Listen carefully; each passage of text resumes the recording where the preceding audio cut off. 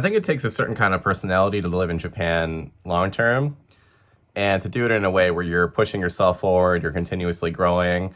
You're not just kind of staying in the bubble that people expect you to be in, but at the same time, you're happy. You're happy, you're healthy, and, you have balance in your life. I think it takes a really specific type of person to even try to be able to achieve that here.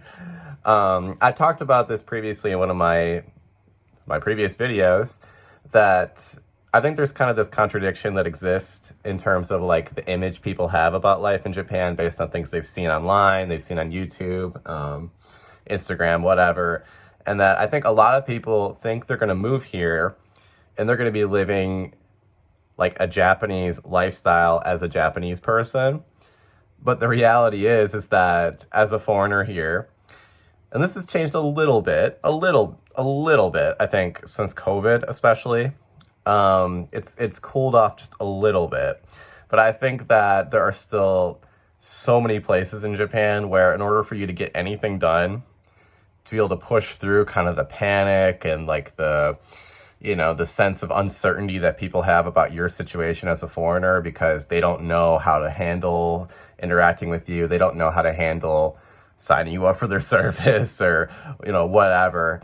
I think that the reality is that you need to be somebody who's able to take charge, be assertive, know what you want, influence people, be personable, and just have general confidence and a strong sense of self. And this is something that most Japanese people don't have, right? And so this is kind of the contradiction, the main contradiction, the thing that I sometimes question about,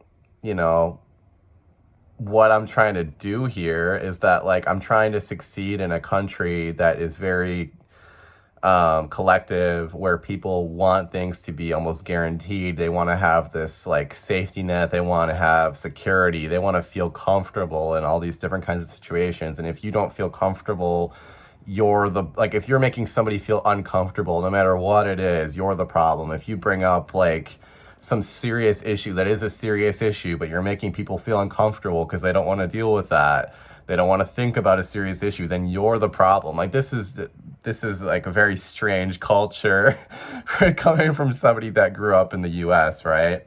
And I'm not somebody who's like very confrontational or anything. I was a very shy person before I came to Japan, and that's kind of the irony, is that I was forced to become more assertive, more independent, and be more comfortable with being the only person in my life even that's going to understand my circumstances or whatever, or what I'm thinking or my feelings on certain things. And, that goes both ways too, that like once you move to Japan and you live here for a significant amount of time, like you can never go back to your home country in this quite the same way, because you'll have seen such a different kind of way of living life, that it's like, especially coming from a place like the US where everyone has kind of this attitude of like, everyone in the world wants to come here. We're the greatest country in the world. And well, it's like, this is the only way of doing things. And to like hear that kind of stuff when you've moved to a place like Japan for 10 years, it's a little hard to take it seriously. So, it can be a very lonely place that you're kind of like living this opposite lifestyle to most people in Japan. Maybe people back home don't understand what you're doing. And, you're just trying to kind of like move forward, push forward, and still have like a balanced life. And, it can be really easy to kind of push things too far in one direction. And the problem that I had is that like, when you're taking that kind of role as somebody who's like, you're like, for example, when I went to university here, and in university, it was pretty difficult to meet people, like to introduce myself to people, because, what happens in Japanese universities is that people kind of like really separate themselves off into these cliques very, very quickly and very like intensely, or like they'll join some like very intense club, like, I don't know, like I was in like a jazz club, which was a little bit more casual. Like I played guitar in the jazz band, whatever. But there was like certain kinds of music groups where they had practice for like 3 hours every single day, 7 days a week. And if you weren't able to do that, you couldn't hang out with them. Like there's kind of that culture in Japanese universities, at least where I was. And, that added to the, like, combined with the fact that I thought this was a really weird thing, but, I was in the international relations school, the department in that school, but they had like two different lounges, and there was like the foreign lounge and there was the Japanese lounge. And like, it wasn't like, they called that the global lounge, the foreign lounge. And it wasn't like you had to stay there or anything, but it's just kind of the way it was. It was like, even though everybody was like in the Kokusai Gakubu, they were in the international program, all of the Japanese people like, hung out with other Japanese people. All the foreign people hung out with other foreign people. And this is like who I am. Every day I would like go to the foreign side for a little bit, hang out, and then I'd force myself to go over to the Japanese side, and I'd introduce myself to people every single day. And, a lot of the times people didn't react very well to that. They were like, who are you? Like, what are you doing here? Like, they just didn't want to deal with it. Like, and this happens a lot in Japan, is like when people think that you can't speak Japanese really well, when they think you don't have anything in common, where they're kind of just like a little bit taken aback by you just like entering into their space. A lot of people just shut down, and they can get really passive aggressive and cold. And then it takes a long time to chip away at that. And then once you do, it's like you're friends. But that process of doing that, it's like, it's completely on you. Like, there is no way that you can become friends with that person unless you keep pushing and chipping away at it and chipping away at it and chipping away at it, right? And that's a lot of pressure to have as a person, right? And I remember this was like, doing this every single day for years, basically, because there were, a couple thousand people in that program. I'd meet someone new like every day for a couple years. And, eventually you start to feel like every single time something doesn't go well, because you're being put in that position as the foreigner who's trying to push, kind of trying to cross over into that line or whatever, you feel like every time it doesn't go well, oh, I did something wrong. I said something wrong. I wasn't funny enough. I wasn't this enough. My Japanese wasn't good enough. I should have said this Japanese instead of that. I should have, maybe I should have taken things a little bit slower. I should have been more aggressive. I should have this. And you just like, it becomes this like constant thing where you start to blame yourself for everything, like every single day. At least that's how I was. And that like, it was like, it always felt like it was my fault somehow. Like if I couldn't fit into some kind of like Japanese thing, some system that wasn't like designed for me, with me even in mind, like the possibility of somebody not Japanese doing it, and if I couldn't fit into that and somehow make it work, it was my fault. And I really leaned into this mindset for years, and I gotta tell you guys, I'll tell you what, it like destroyed me, man. Like I went into such, like, it was like a long form, slow, eased in depression, where like I didn't realize how much I was fucking myself up by doing that for years and years. I mean, we're talking about like 5 years, because then I was doing job hunting, and it was the same thing. It was like,